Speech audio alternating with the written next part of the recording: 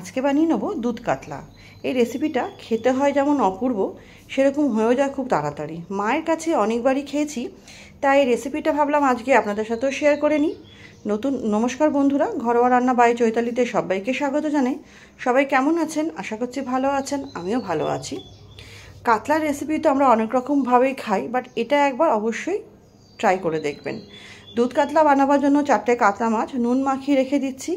এই রান্নায় আমি হলুদ দেবো না, তার জন্য আমি মাছটা মাখানোর সময় না হলুদটাই ব্যবহার করিনি। নুনটা মাখিয়ে এটা কিছুক্ষণ ম্যারিনেশনের জন্য রেখে দেবো। অন্যদিকে গ্যাসে কড়াই চাপিয়ে দিয়েছি। কড়াইতে আমি 4 চামচ মতো সর্ষের তেল দিয়েছি, কারণ মাছটা ভাজতে হবে। তেলটা গরম হলে একে একে করে সমস্ত মাছ আমি দিয়ে এপিট ওপিট ভালো মতো ভেজে নিতে হবে। লক্ষ্য রাখলে যেন বেশি কড়া হয়ে না যায়।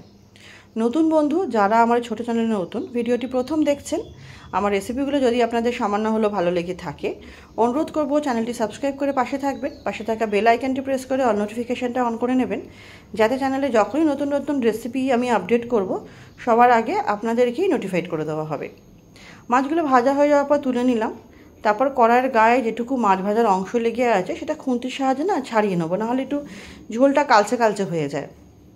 তারপর সেই তেলের মধ্যে দিয়ে দেবো 1 চামচ ঘি। ঘিটা দিলে রান্নার স্বাদটা দ্বিগুণ বেড়ে যায়। যদি আপনাদের ঘি পছন্দ না হয় তাহলে রান্নাটা শুধু তেলেও করতে পারেন। তারপর সেই তেলে আমি একটা টমেটো দিয়ে দেবো কুচি করা, আর 3-4টে কাঁচা লঙ্কা দিয়ে দেবো চেরা। দিয়ে ভালো মতো এটা আমাকে কষিয়ে নিতে হবে। তারপর এর মধ্যে দেবো সামান্য একটু জল, যেহেতু গুঁড়ো মশলা দেবো যাতে পুড়ে না যায় তার জন্য। গুঁড়ো মশলায় আমি দেবো 1/2 চামচেরও কম জিরে গুঁড়ো, আর ধনে গুঁড়ো দেবো 1/2 চামচ। জিরের পরিমাণটা ধনে থেকে একটু কম থাকে। আর গোলমরিচের গুঁড়ো দেবো আমি এখানে 1/2 চামচ মতো। দিয়ে এটা ভালো মতো আমাকে কষিয়ে নিতে হবে। ভালো মতো কষিয়ে নিয়ে এটাকে কষতে থাক। দেবো একটুখানি শাহি গরম মশলার গুঁড়ো, অল্প 1/2 চামচ মতো। অন্যদিকে আমি গ্রেভির জন্য তৈরি করে নিই গ্রেভির প্রসেসটা।